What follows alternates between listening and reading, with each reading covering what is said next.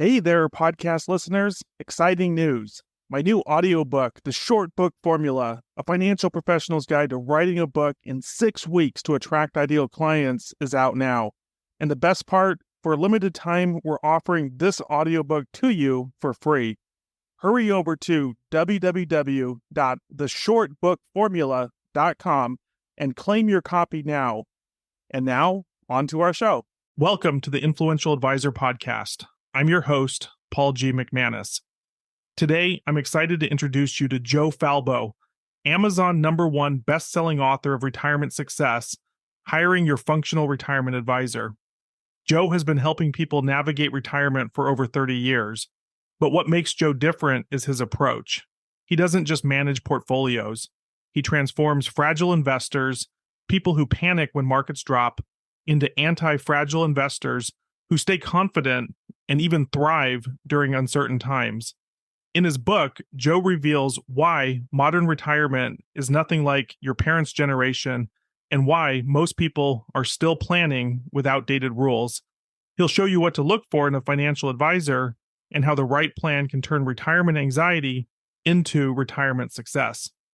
Whether you're approaching retirement or already there, Joe's insights will change how you think about your financial future.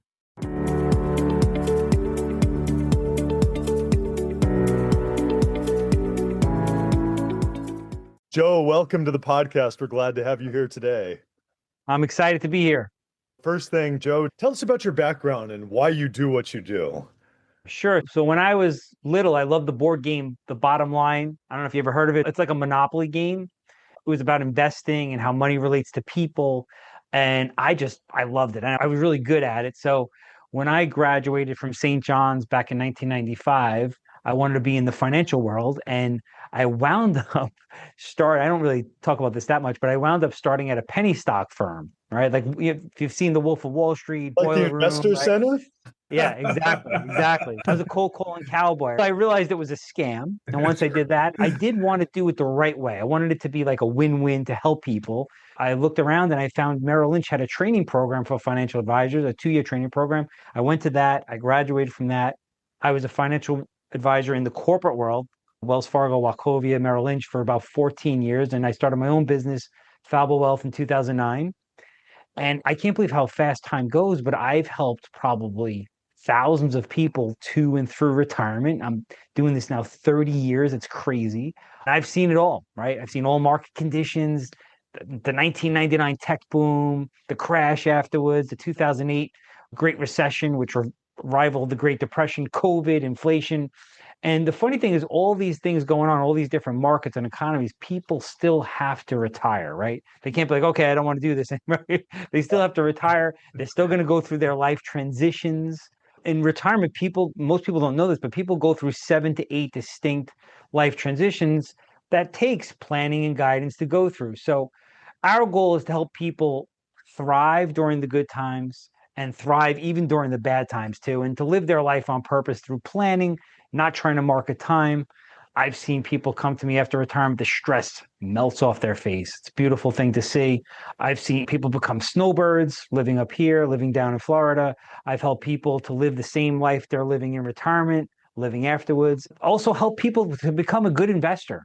We talk about like fragile investors, resilient investors, and anti-fragile investors. We want to get them from fragile to anti-fragile as quick as possible. Yeah. Paul would probably agree. That's something that I could use help with, moving from the fragile investor to the anti-fragile one. It's an important thing. It's an important thing because most people that come to see me think they're a good investor, but most people are fragile investors. They just don't know it yet. Everybody thinks they're a good investor until a big extended bear market comes and you're in retirement, right? So all of a sudden, all that goes out the window, just like Mike Tyson was talking about. So we're like your cornerman. We're coaching you through it. We're helping you. We're helping you be set up before that happens. And again, it's not about timing. It's about planning. And we want to get you from being a fragile investor to a resilient investor, which means you're not making mistakes many people out there are making, and then get you to an anti-fragile investor, which means even during bad times, you're thriving. You're making some black belt moves so that you're actually propelling yourself to be in a better position once things ultimately do get better. Can you underscore the importance of that, especially during your retirement years as opposed to pre-retirement. And I'll just paint a little context here. So Gabe and I, we have these conversations all the time.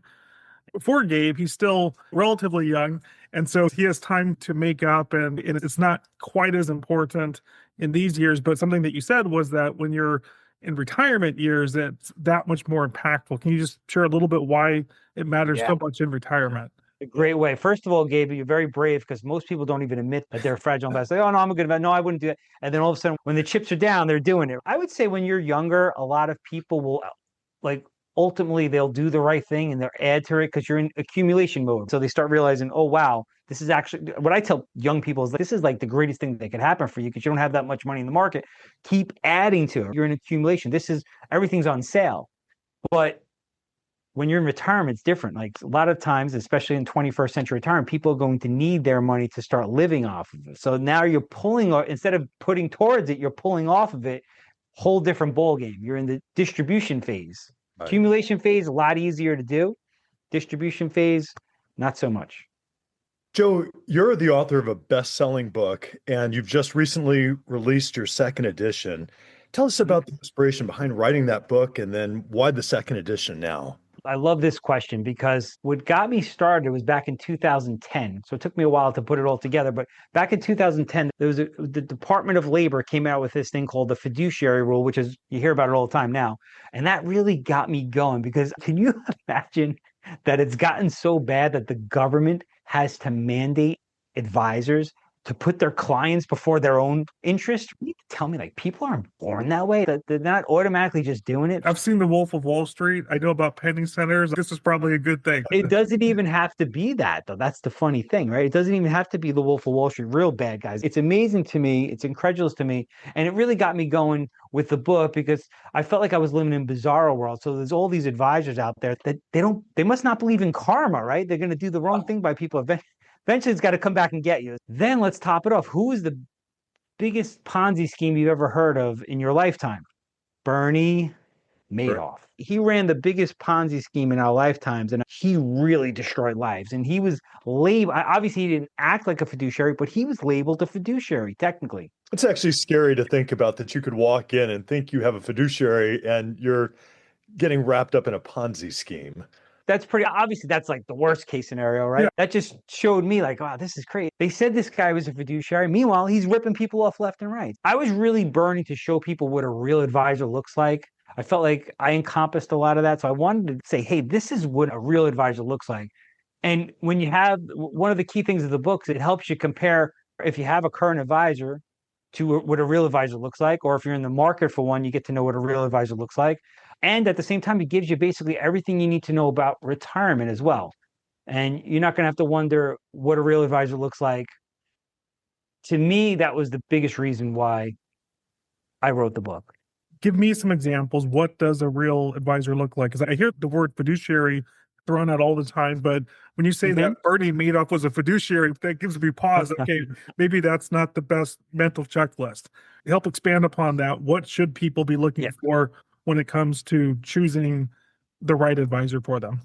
Yeah, so I think there's a lot of red flags we talk about, but one of the biggest things I tell people is look for somebody that's going to start with a plan. That is a huge green flag. They're going to get to know you as a person, understand your goals, your needs, your wants, and then be realistic about how they could help you. They're not like Bernie Madoff was guaranteeing, I think it was like 16% a year. A U.S. Treasury was paying at the time probably 1.5%, 2 or 3%. So like, where are you getting that number from? Realistic solutions and starting with a plan is a big thing to do. Joe, in the book you talk about, there's this difference between a functional retirement advisor compared to a traditional one. Could you tell us about the differences? What makes it a functional retirement advisor? I made up the phrase functional retirement advisor, and I got it from a functional medicine doctor. So I'll use the analogy. You go to a regular MD, you could go to a regular MD or you could go to a functional retirement advisor. And that's where I came up with the name. You go to the regular MD, you're sitting there for 2 hours, it's waiting for him. And you're like, oh, my appointment was at 1. Why am I here at 3 o'clock still? Then you get in there and it's a 15-minute appointment. It's rushed. Then he writes your prescription. Here you go. Take this. See you later. Right. Yeah. You don't want that. So a functional medicine doctor is a much more deep dive into your lifestyle. What are you eating? Sometimes they'll ask you everything you're putting into your mouth, your habits, They do some extra blood testing. They're looking for gene mutations. It's a real comprehensive approach, looking for your exercise habits. And that's what an FRA does. FRA starts with a plan. They're not starting with a product right away. They get to know your life, your goals, your needs, what your wants are. And then, by the way, they have exercises to help you elicit this information too. And then they find out where you are now and have a plan on how to get you to where you want to be. Our practice, we put a lot of time and effort into the upfront part of the financial planning with the new client. And clients are basically blown away. Like they're answering the questions and the exercise, and they say, I never did this before with a financial advisor. Really fun. It's actually fulfilling stuff. How did you come up with this? Just the tie-in between the functional medicine and then the functional advisor. What inspired that? So it was almost my own little health journey for me, where I had some issues I was dealing with, and I would go to medicine doctors. And, for example, I had like sinus infections all the time, and I would go to regular MDs and they'd be like, hey, here's a prescription. I knew nothing better. So I just took my antibiotics. Over time, I was like, this stuff isn't working. This is bad for me. So I went a different route. I went more a holistic route. I found a functional medicine doctor, an acupuncturist, and it was basically dairy. I have a bad allergy to dairy. So I did 7 years of antibiotics where if I went to somebody, it was a dairy allergy. So it got me comparing the two with the advisors. Interesting. Joe, in the book, you talk about George Kinder's 3 questions. And I was thinking, for Paul, could you walk us through that? Because I thought it was a fascinating thought exercise to be able to look at things this way. Sure. I love the 3 questions. I have many mentors in this business. I'm doing it 30 years. So I have a lot of great mentors. And George Kinder is one of my mentors. He was called the father of financial life planning. And he had a thorough, comprehensive course in school that I went through, I graduated from. And I just feel like these 3 questions are a great foundation for the plan. I always say, if people ask me, hey, how do you achieve retirement success? The first step to achieving retirement success is actually to define what retirement success means to you. Start with the end in mind type of thing. And I think these 3 questions that you're asking me about, George Kinder's 3 questions, do just that. So the first question is, if you had enough money coming in every month, right? Just imagine that you have enough money coming in a month. How would you live your life? What would you be doing? Would you be traveling? Would you be with your family more? Would you be buying houses, different places? What kind of life would you be going back to school for something? Who would you become? Gabe, how would you answer that question? I think along those lines, that like the ability to not have to stress out over experiences that you can provide for your family, traveling and just being able to do the things that sometimes we have to say no, to be able to not say no as often and to be able to say yes to the good things in life for you and for your loved ones. I think that sounds so fantastic. It's fun dreaming about it when you put it like that. Wonderful thing to start thinking about. And if you take 5 to 10 minutes to write it out, it really starts getting interesting because you start writing things out. And when you write things out, you usually start accomplishing them. Yeah. And then it's like a funnel. That's question 1. So you can do anything you want in your life. Now question 2, you're back to you. You're back to yourself, your current financial situation. And you go to the doctor and the doctor says, hey, by the way, you got 5 to 10 years to live. Good news is you won't feel sick. The other good news is, I think, to take this as good news, you won't know when it's going to happen between 5, 10 years, but 5 to 10 years, you're gone. So this just took it from infinity to like a finite time. We got 5 to 10 years to live on this earth. So now, how are you living? What are you doing? Who are you spending your time? Who are you spending most time with? What are you becoming? What do you find is a common response that you get, a pattern that I find that a lot of times you find what's really important to people by seeing what they answered in question 1, and then what they bring in from question 1 to question 2. Yeah. So now, okay, this is the stuff that's most important to these people. Because question 1, they're saying, hey, listen, I really want to spend the most of my time with my family. I want to help them. I want to do this. They still want to do that they want to make sure they're doing that, because that's who are you spending your time with? What are you spending your time daily doing? Yeah. I felt like when you said it with that time frame in mind, then it made everything more important, that if I want experiences with my family, now I want to do them right away. I don't want to. Right. Because you have to realize too, most people are putting stuff off, right? Yeah. They've saving, which is great, but they're not going on the vacations they want to do. I want to go back to school to become this. They're not doing that. I had a client that actually went back to school to become a doctor, believe it. He wasn't a doctor his whole life, and he wanted to go back so he went back and did that. What do you not do? That would take me to question 3, which is the final question okay, you go back to the doctor and they say, hey, listen, You have 24 hours to live, by the Mm. way. It's not about, hey, going around saying, what am I going to do? I'm going to party like crazy for these next 24 hours. It's more, okay, I got cut short. I thought I was going to live for this. I even thought I had 5, 10 years, but you know what? Tonight's my last 24 hours. So Mm. what didn't you get to do in your life? Or what didn't you get to become? What's on your bucket list? These questions, I try to do it annually for myself because it's like exercise, right? If you do it more, you get better at answering the question, you get better at realizing what's important to you. Like the first time you do it, you might, a lot of people, especially men, with, oh, we're doing everything. And I feel that way too. Oh, I'm doing everything I can to do, yes, in a lot of ways you probably are, which is great. But if you start really looking at this more often and start answering it and start thinking about it more and putting pen to paper, you start realizing, oh, wow. And your answers are supposed to motivate you. Yeah. They're supposed to get you excited. And that takes a little time to get to that point. The first time you answer them, you're not going to get so motivated by it unless you're really good at doing that kind of stuff. So it's like you want to answer, make it motivating, makes you want to work towards something.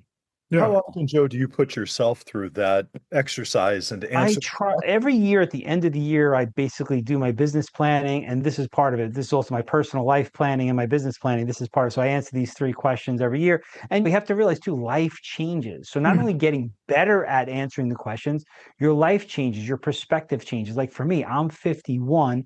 I have a 4-year-old and a 2-year-old. So think about that for a second. So my life was totally different before, and now my perspective's totally changed. Does your life not totally change once you have? Is that a life transition or what? Absolutely is. Your whole perspective of the world changes. So that happens to everybody, not just kids. There's all different things people go through that you wind up having a different perspective as you go through life. Yeah. Do you do these questions in your planning with couples? And I would imagine there's probably some interesting conversations that happen as a result. I can't tell you how many people will go through our like first interview and stuff with people, and then start going through the 3 questions when they'll look at each other and say, "What? I didn't know that was important to you." You know, and it's, hey, listen, I'm not a shrink, I'm not a psychiatrist. This is just more, but it's great. It's great because when your advisor knows this stuff and the husband and wife both know it about each other too, this is a great foundation for a plan. Yeah, that would bring a lot of clarity for couples. And so that at least they know which directions they want to head and can hopefully Correct. make it align a little bit more as they go down the road. Correct. Yeah. Correct. Joe, you mentioned helping over the course of your career. So many people get to retirement and beyond that goal. Tell us about the changes that you've seen. So, what's different about when you were thinking about retiring today versus back with our parents and grandparents, which seems like it was a totally different World. right, a different world that they were dealing with. It's a totally different world, and people are still planning, like looking in the rearview mirror, looking at what their parents and grandparents' retirement was. Because most people, we get our financial education from what our parents did or what our grandparents did.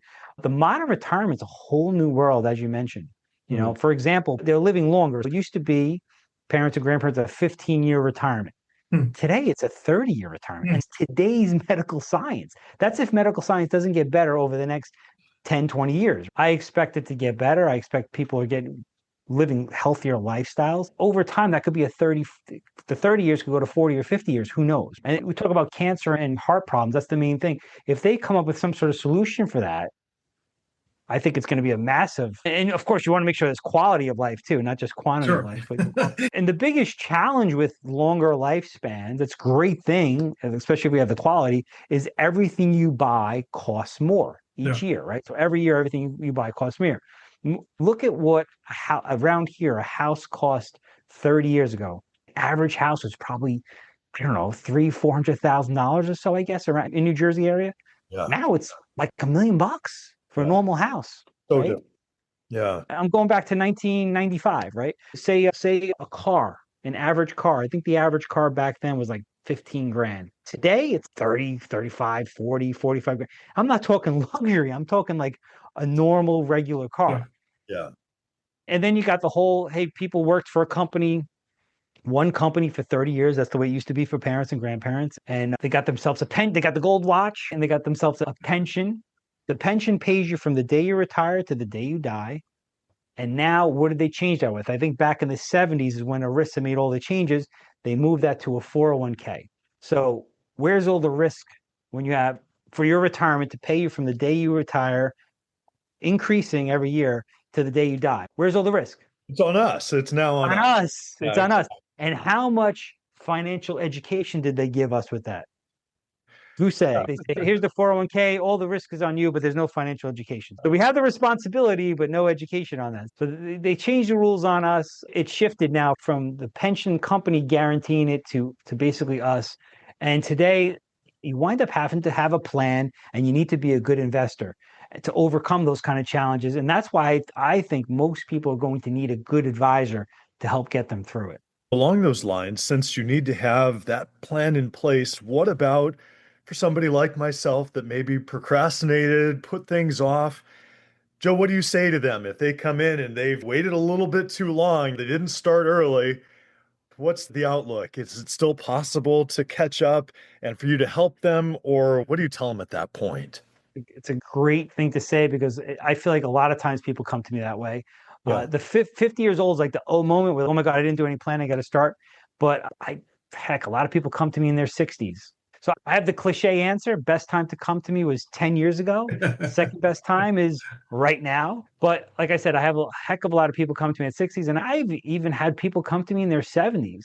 Now, I will say you're much better off if you came in earlier, but it's never too late to start and set up a plan and start working towards your goals. Because once you start acting and working towards your goals, it really starts helping. Like, first of all, once you define your goals, what they are, and then you start working towards them. I have clients that I'm just thinking now, they're 62 years old. They came to me like 10 years ago. They had some money saved. It was all in the bank, so they were afraid to take any risk. She was really scared of the markets and she wanted to keep her money safe. But once you go through the planning and the data and you show them that, hey, listen, you're safe where the market's not going up and down. However, you're getting eaten up by inflation. So every year, everything costs like 3% more a year. It's not keeping up in the bank, especially if you pay taxes. Right. And they weren't focused on savings. They had good incomes. They had a large mortgage. They just redid their house. They made it beautiful the way they wanted it. Of course, their property tax went up, but they had the uh-oh factor. It's time for retirement. And they started putting more money to work for them. We started getting rid of some fluff in their expenses, started adding to their accounts, adding more to their 401ks. He wanted to travel a lot. She wanted to start an online business. She was getting stressed out from going like back and forth to Manhattan for work. And she's, I don't want to do it anymore. But after doing the plan, it took a little longer than they probably would have liked, but she retired at 67 years old and launched her internet business. And over time, they built up a nice sizable retirement account. They have their mortgages paid off now. He retired about 70 years old, I think, if I remember. 71. They have the part-time business is actually built up now, so it's helping them. They go on their nice trips. They help out their children. They're able to stay in the house, their beautiful house that they just redid. Transformation is possible, even if you're starting late. Again, much better if you came in earlier, but you can still do it. Yeah, that's actually comforting to know that not only that they started late, but that with that intentionality of the plan, that they were able to do good things that you would want to do in retirement, like travel, and to be able to accomplish those. Now in their 70s, they're doing everything they want to do. Yeah, that's fantastic. And they equated to actually coming to us at 62 years old. And we talk about how fun, they were nervous back then. Again, they did have good incomes. They were savers. They did everything. They needed a lot of guidance and needed to become good investors.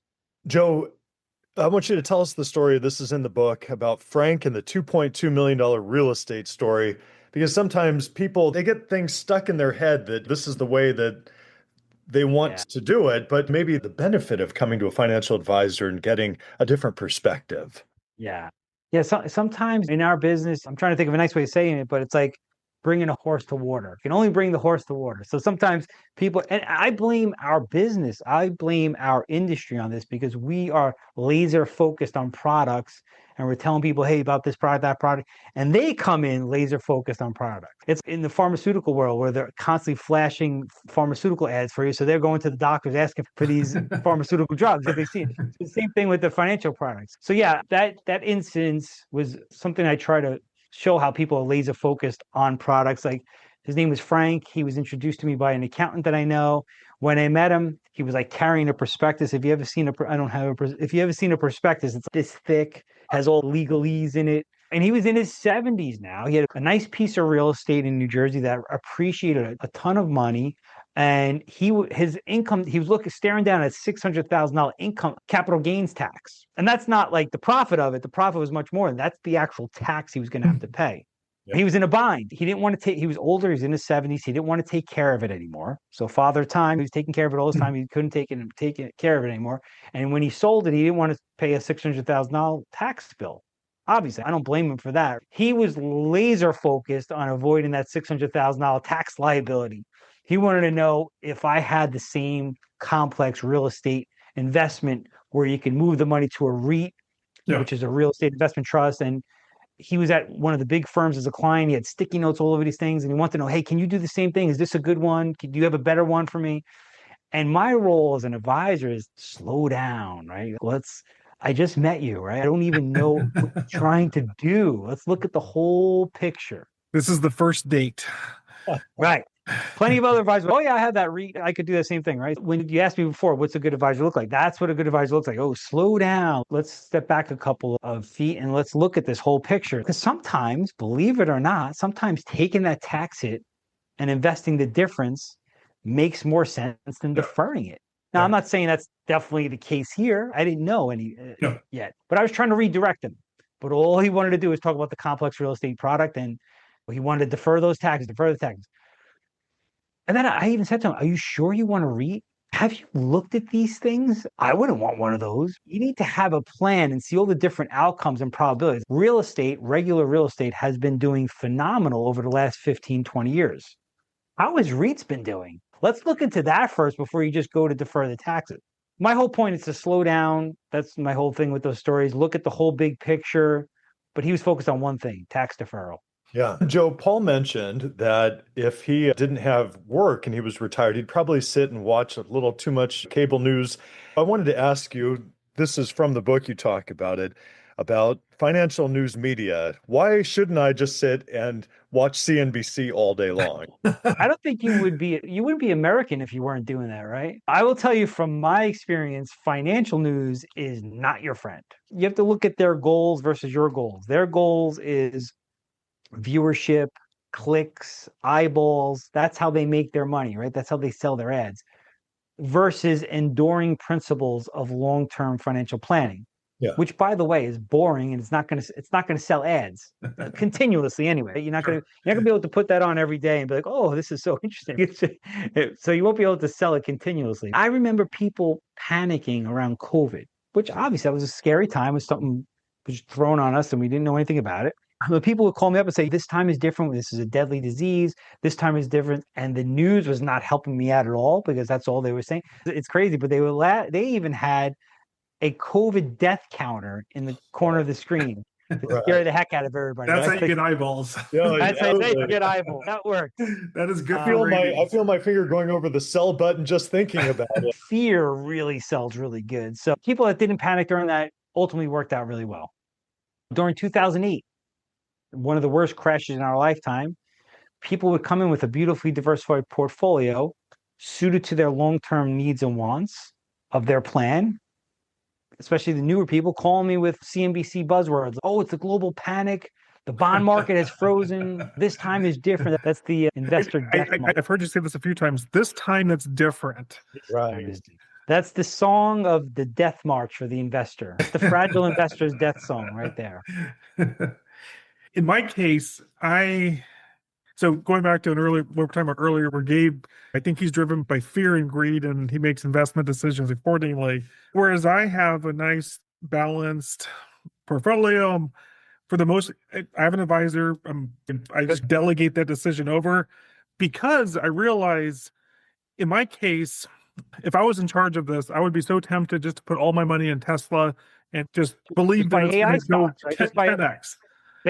Buy AI stocks and just forget about it. Right? That's my natural inclination. I know my strengths and my weaknesses, and so I have an advisor. I just delegate that decision making. Talk us a little bit when it comes to finding the right advisor, just that role of, I don't know if the word is behavioral coaching or delegation or some form of that, because I know that's a powerful reason to have not just an advisor, but an advisor that you trust and who you know has your best interests at heart. Which, and in the book, you talk about, Joe, that this can actually add 3% net to returns annually. So Yeah. can you tell us, how does that work? That's a Vanguard study. Vanguard, who loves advisors. That's not my claim. It's an interesting study. I have it. It's in the book, but you could look it up. It's a Vanguard study. It's claiming that 3%. Paul, you hit the nail on the head. Investment behavioral coaching is the main value, I believe, that advisors do once you're doing the planning, because obviously it's the planning, rebalancing, going through life transitions, just somebody helping you, guiding, but really taking the emotions out of investing is key, because human nature constantly wants to blow it up on us. Like I was mentioning before, like people come in, I just want to buy AI stocks. Why not? That's all that's going up. Exactly. NVIDIA, that sounds like 1999 to me. I lived it. I help people through it. So people would come in again with their beautifully diversified portfolios. They're on goal to their plans. And they'd be like, I want to put everything in Munder Net Net. That was like one of the funds back there, which was up like 85% a year for a year or two. It's really helping people not mess up their whole plan, which human nature wants to mess up so bad. It does. You wouldn't be human if you didn't have this. So it's not like people are stupid or dumb. It's just we're emotional creatures. And especially if things last for a long time, and it either happens while markets are going up, which we're talking about like crazy, or during really bad prolonged crashes. Yep. That's the big things. I had a client during COVID. We just did a whole planning piece. We had everything set up. We had a diversified portfolio, and they just retired. I think it was like February of 2020. And bam, I think March of 2020 happened. And that 1.5 million was like 900,000 or $1 million during COVID. So obviously, thank God we had a plan. Thank God we had a backup plan for when that happened. And I had to remind them about that. I helped them stick to the plan. They recovered quickly. They were prepared for it with the plan, not market timing it. Obviously, it was down, but we had some tactics for when the bear market would come, not knowing when it would come. And of course, we didn't know it was going to happen the next month. Yeah. And they were able to stick it out. And we got a whole lesson from COVID, which most people, I hope they realize. We got the whole investment lesson in 1 year, 2020. Usually that plays out over a couple years. Yeah. Markets were up, something out of nowhere, nobody could actually predict, knocks them down drastically. People panic, they sell, and made some awful decisions. And then it all came back, and nobody knew why it was going to come back. Nobody knew when it was going to come back. Nobody knew how it was going to come back, but it did come back. And like I said, you got the whole investment lesson in one, and the people that stuck it out and had the plan and had the advisor guiding them were much better off afterwards. Joe, I think that's the perfect example, because it looked like, especially if you're listening to financial news, that it's dark days ahead for a long time. And so a person thinking, I can get out now and I'll get back in much later. But if it came back so quickly and for no reason at all, like it didn't look like there was something. And so people could have missed out completely by that if they had been out. And there are plenty of people that have. Yeah. That's what I would say. Well, people, they don't tell you about that. Yeah. I think a lot of people face this where they're transferring money maybe from one account to another, and then they stay out of the market because they think it's either too high now and I don't want to buy it at this rate. I'm going to wait for it to go down. And I know also from similar research studies, I think you cited one, is that's another reason why the research shows that people with an advisor tend to do better, is because they don't sit on the sidelines like a person by themselves would. Yeah. Correct. Happens a lot. Yeah, that happens a lot. You have to realize like the market's up 75% of the time. Like at 10 years, it's probably up 7 usually. So if you go back every 10 years. So if you're betting that it's going to go down, you might be right, but you got a 30% chance that it's right. I would rather say, hey, let's not try to time this. What really works is let's get a plan around. So even if it does go down, we're okay. That's not timing. It's just having a backup plan, plan B, when the bad markets come. Not if they come, because they're going to come. Yeah. One of the things that stood out to me in you releasing the new edition of your book, and congratulations becoming a best-selling author, was how much your clients appreciate you. And I know that because within days of publishing your second edition, you had something like 50 5-star reviews. And I also know how difficult that is to achieve. And so just in talking to your clients, engaging them about your new book, what's some of the feedback or reaction that you've gotten from them that either maybe reinforce something that you knew about yourself or something that you weren't quite sure of, but it was nice to hear? A lot of things, like you start realizing how sometimes, like everybody, you're doing this business over time, you start thinking, okay, but you start realizing when you talk to your clients about it and you start asking them for this, and they start telling you, hey, listen, you helped me so much during this, during 2008, during 2020. You forget because to us, it's like a surgeon, right? If they're doing surgeries all the time, get used to it. So it's the same thing in this way where you get used to helping people through bear markets because they come so often. People don't realize it's common like dirt. The extended ones are a little bit longer, but every maybe 5 to 7 years we're dealing with one. But every year the market's down 10 to 15%. People telling me how much they valued the planning and how I helped them stick through it and how I educated them over time that they're one of my favorite things is when they tell me, Joe, you know what? I'm not afraid of bear markets anymore. That makes me like brighten up because it's before they really were, they would have lived their whole life that way. And then from going through our financial education, giving them financial vitamin C, doing the planning, they get it. Yeah. Joe, you said earlier that sometimes clients, they're surprised that you're working to really get to know them and it's not just about the numbers. Tell us a little bit more about that, about why that's so important in what you do. Initially, when I first started this business, I really thought it was about numbers. But then over time, I realized it's about people. It really is. And it's fulfilling for both clients and advisors when you do it the right way. I think of all the time, I always talk about is one of the things I didn't know about this business when I first got into it is you wind up becoming friendly and close with your clients. And over time, the clients they pass away. People, right, we die eventually. So they pass away and you get close to them. It really is about people. And I think of my client that just sold a business. When they first came to me, he had a nice life. They had a home in Florida, big, huge, gorgeous house in New Jersey that they loved. He had a Porsche that his wife wanted him to get rid of so bad. She kept saying, yeah, it's worth a lot of money, but let's sell it and get the money. And he was like, no, I love my Porsche. They were getting up there in age and most of their money was tied up in things that didn't produce income for them. So we either had to let go of the Florida home, or I don't particularly like telling people this, but they were in a position where they had to downsize, especially when they loved their house. They had family parties there. They had a beautiful yard, big, huge pool. They had a gorgeous garden that they would take care of themselves. They take care of the flower beds every year. They put the mums in every year. When I first told them they had to downsize, they didn't like that. Especially he didn't like that at all. But the plan helped them realize over time, because the data starts showing them. And when you do a plan, you start realizing what you have to do. Yeah. And then they started working towards their goals and acting towards the goals. And they wound up selling it. It didn't happen right away. It's not like I said, hey, but over time, it was like maybe a year and a half. They sold the house. He also sold his business.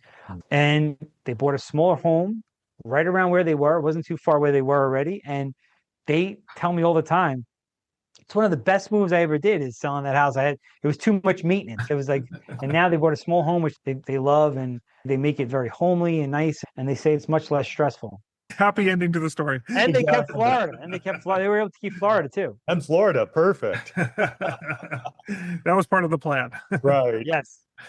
Yeah. And we helped them through some tough decisions. It was tough to sell that house for them, but they were much happier afterwards. Yeah. I think change is hard for anyone, but just what you described was that you're facilitating, helping them come up with a plan that's based on their goals, their desires, what they actually want for themselves.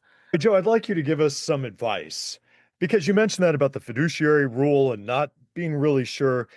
For somebody that maybe is feeling a little unsure about their current advisor, what would you recommend? What questions should they be asking and thinking about, and so they can determine if it's a right fit for them? I would read the book. I cover this completely in the book. And I would say, I know exactly what you mean, because when I go to a mechanic and they start throwing around like jargon, oh yeah, you need a new catalytic converter. I'm like, what? Yeah. But you're not sure the advice is right. So you have to have a certain amount of trust too. So I would say it's like the best way I'll use an analogy, the best way I could explain it. It's like the counterfeit bill. They don't tell you what every fake bill out there looks like. They don't tell you what every bad one looks like. They study what a real bill looks like, what real money looks like, not the fake bills. Yeah. So you could recognize what a real bill is. That's how they teach people how to identify it. And once they know what a real one looks like, it gets easy. That's the same thing here with the book. You're going to be studying what a real advisor looks like. Look for an advisor that starts with a plan, not a product. Of course, a product's going to come eventually, or a strategy is going to come eventually, but they're looking to seek to understand first. And I think just from having that kind of study, understand what a real advisor looks like first, which I go over a lot in the book, I think that'll really go a long way. Yeah. Joe, tell us how listeners can get in touch with you and get a copy of your book. Sure. For me, it's falbowealth.com. You could schedule a 15-minute phone call with me. For my book, it's falbowealth.com/retirement success. All we discussed here is in there, and I go more in depth in the book. You have a choice, by the way, of the physical book, if you like to read a physical book, audio book. There's a Kindle version as well. And with the book, remember, modern retirement is not your parents' or grandparents' retirement. When you read my book, you're going to learn the rules of the 21st century. How do you win the game if you don't know the rules? That's what I will put out there. The rules have changed drastically. People don't realize it because it happens slowly over time. Yeah. And most people are going to need a good advisor because they're going to need to be a good investor. You'll learn how to look for the 5 criteria laid out in my book. Thanks so much for joining us today. We've enjoyed it. I had a great time. I enjoyed it immensely. Thank you, guys. Thanks, Joe. Thanks, Gabe. Thanks, Paul.